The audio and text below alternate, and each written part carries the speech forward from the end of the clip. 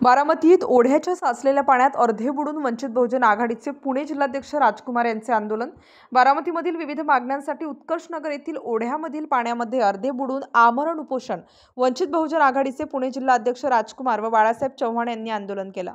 प्रमुख मागण्या: उत्कर्षनगर येथील ओढ्यातील पाणी विसर्ग करणे, बारामतीमध्ये डेंग्यू सदृश्य रुग्ण आढळून आहेत त्यांचे निवारण करणे, पीटी गांधी यांनी रस्त्याच्या दोन्ही बाजूस केलेले अतिक्रमण काढण्याबाबत, अभिषेक हॉटेल चौक सर्व्हिस रोड ते उत्कर्षनगर रस्ता उत्कर्षनगरकडे जाताना ओढ्यावरती कायमस्वरूपी पूल बांधण्याबाबत यावेळी वंचित बहुजन आघाडी पदाधिकारी, कार्यकर्ते, बारामती व उत्कर्षनगर येथील नागरिक, महिला, शाळेतील मुले मोठ्या संख्येने मोठ्या प्रमाणात उपस्थित होती।